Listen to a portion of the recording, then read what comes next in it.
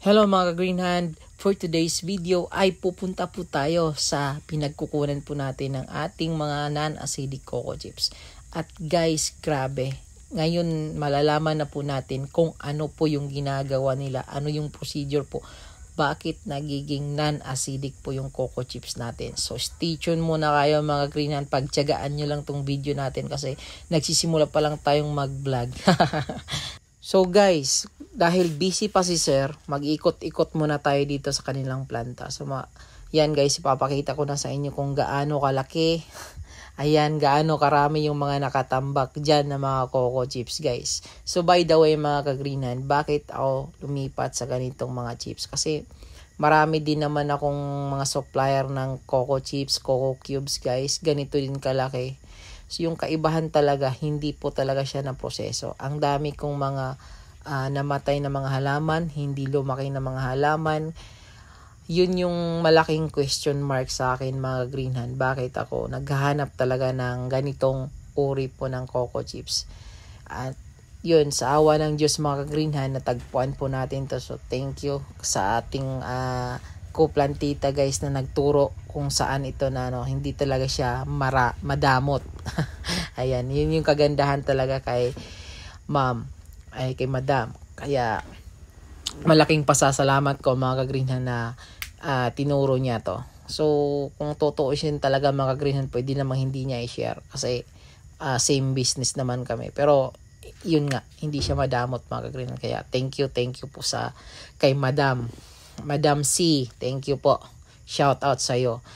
Ito na din yung ating mga order guys. So yung mga nag-order sa akin ng per sack, i-deliver na po natin siya bukas guys. Kaya abangan nyo na. So yan. Hello guys. Hello mga ka-Green Hand. So ayan, for today, punta tayo dito ngayon sa planta po ng non-acidic coco chips natin. Ngayon, isi-share nila kung paano po talaga nila ginagawa na maging non-acidic yung ating mga coco chips. Kaya puntaan natin siya doon. Andun si Sir. Ayan. I-explain niya guys kung paano. Ano yung procedure. Dito tayo. Daan tayo dito. Tingnan nyo yan. Tingnan nyo yan guys. Grabe ang dami. Grabe ang dami po. Ang dami. Oh. Hanggang dun yan guys. Yan. Yung mga hanggang dun yan. Andun pa rin. Yun. So ito ngayon guys, explain nila Sir kung paano maging non-acidic yung ating mga coco chips na ginagamit. Kasi kadalasan talaga guys, yung mga coconut, yung mga nyog natin mga Green Hand, gumagamit yan ng urea. So na-absorb nila. Minsan din yung inaabono nila is yung asin. Kaya naging acidic.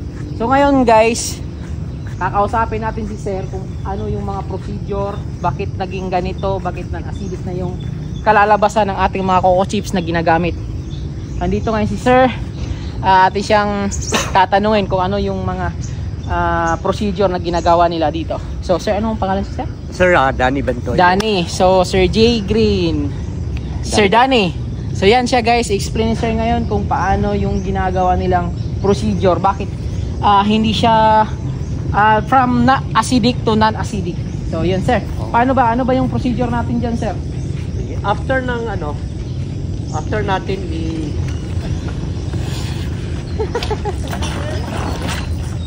yan. Yun. So yung proseso natin after ng chipping, idalagay natin sa isang area para i-age, no? Ano yung tinatawag namin dito is aging. Aging? Oo. Ang purpose ng aging ay para matanggal yung acid at saka salinity ng coco chips, no? So yung purpose ng aging para matanggal ng yung acidity. Yes, ng coco chips. So ito yung paraan. Ang pamamaraan ay titubigan natin, hugasan para bababa yung acid niya at saka yung salinity.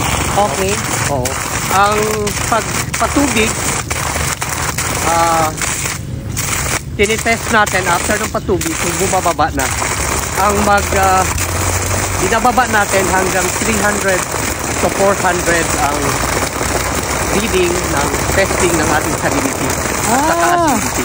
Kailangan bumaba siya. Bumaba ng 400. 400. 500 above, mataas pa yan. Ito ngayon sir, yung galing doon sa pag-crush ninyo, ilang percentage na kalimit ng Pag acidity? after ng shipping, kung i-test mo yan, abot ng 2,000. Oh, yan Yung guys ha, salinity. 2,000 daw, yung salinity. Tapos kaya nilalagay natin sa area for aging at sa pinakatubigan. Siguro sa experience namin, abot ng 2 to 3 weeks yung papatubig. 2 to 3 weeks. Oo. After ng 3 weeks ng patubig, daanan yan, tinitest. Kung below 500 na siya, iniiwanan na namin. Below 500 Below na. 500. Pwede na nating i-dry below 500. Pero karamihan dito to ensure na bababa talaga, to ensure sa mga buyer natin na mababa talaga yung acidity and salinity na magamit na sa mga tanim. Ay halimbawa sa pag-seedlings ng banana at saka sa mga bulaklak, binababa natin hanggang 300 to 400. Okay sa ano lang pala, hindi lang para sa mga ornamental plants yung mga product nila sir ha. Kadalasan sa mga banana culture, sa ano pa yun sir? Sa banana at saka sa mga vegetable guys, yon. Tapos ini-export din nila ito sa China guys. Kaya ganito yung proseso nila, talagang masilan. Ilang buwan or bago nyo i-release siya sa market? From processing once to... na ready na siya, bababa na yung AC niya, yung salinity at saka acidity, ibibilad na natin yan. After ng bilad, Ilang days, ilang months? depende sa init, may yung moisture content niya naman, dapat nasa 28 kilo. So 20 to 28, ang pinaka-maximum niya is 30. Beyond 30 yung moisture content niya, hindi pa yan pwede. Dapat bababa talaga sa 30. Yung moisture Content, no? So, kaya pala dry na dry siya? yeah, dry talaga natin. Para ma-ensure talaga na wala nang acid. Okay. After ng drying, yun, tinatanggal natin yung chips. Separate natin yung chips, yung pit, at saka yung fiber niya. Yun. May tatlong product so, yan. ito sir, ano to? Ito, hindi pa yan na-screen. Na-screen, hindi pa. I-screen natin yan to separate yung chips, coco peat, at saka yung fiber. Okay. So ito guys, ito na product, hindi pa siya finish pala. So yung procedure dito, dinidiligan nila ganitong procedure para mawala yung acidity. Ito yung purpose niya dito. Yes. Bakit nakalagay siya dito sa open field. Ayan. Pero pag finished product na, andun na siya sa bodega. Yeah. After drying, ready to market. Ready to market na. So yun guys, kung ano yung mga procedure nila, at least na-explain ni sir kung ano pa yung mga, bakit siya dumaan sa mga ganitong proseso. Kasi yung procedure nila ay para talaga matanggal yung acid talaga. Yun lang talaga yun kasi yung nagpapahirap sa halaman natin. Yes, acid at saka salinity. Oo. Yung alat niya, tanggalin talaga siya. Kasi yun yung nagpapabansot ng halaman, tama sir? O yun guys, sir, alam kasi nila yan. Saka kung sobra pa yung, mataas pa yung salinity at saka yung acid niya, ang isang possibility, mamamatay yung halaman. Lalong na kung maliliit pa yung halaman, nagsisidlings ka. Okay. Kaya very critical yung level ng acidity niya at saka yung salinity. So yun guys, kung gusto nyo ng non-acidic na coco chips, contact nyo ako para tayo kay sir, makapag-book. Pwede natin padala sa kanila sir, di ba? Yes sir, anytime.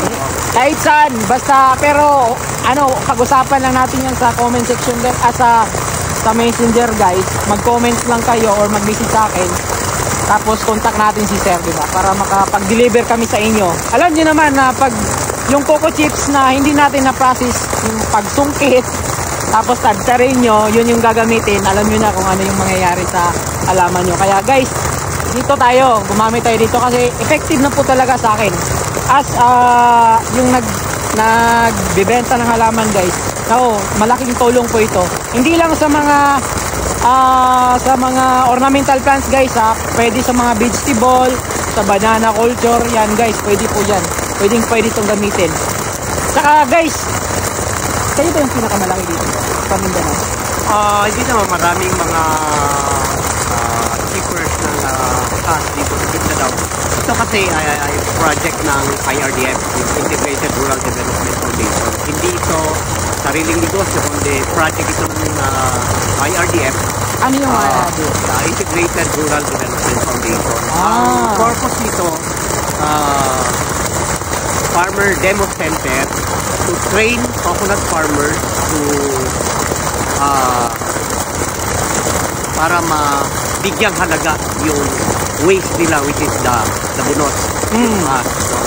So, ang in-encourage natin sa yung mga farmers para yung bunot nila ma-translate into additional income. Yan, yun guys. At saka yung binibenta natin dito na coco peat, coco chips, at saka coco fiber ay yun ang binabayad natin sa mga workers natin dito. Mayroon tayong dito 30 sa farmers na sinusuportahan yung araw-araw nila ng pangasinan. Yung guys, aside sa nakatulong tayo, ayan, nakakatipid din tayo guys sa mga alaman natin na mamamatay pa. Kaya dito kayo mag-transfer na kayong gumamit dito guys, kasi talaga yung hindi pa ako gumagamit dito guys dati, ang dami kong alaman na namatay, especially sa foliage. Grabe sa foliage guys.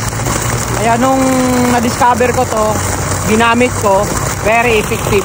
Kaya ngayon may nagpapadala na tayo sa ibang lugar dito sa Mindanao. So kung gusto nyo ding mag-try, contact nyo na lang ako. Tapos kung gusto nyo ng pang maramihan, contact natin si Sir. Yes. Ayan. So yan guys, maraming salamat Sir Danny. Thank you. Ayan. Thank you po sa opportunity. Okay. Yan guys kita nyo kung ano kalaki dito. Ayan. That's 22.8 ma'am. So, ibig sabihin pasado na talaga siya. Basta hindi lalampas ng 30. Sa moisture. Moisture content. Yung pagka-dry mo.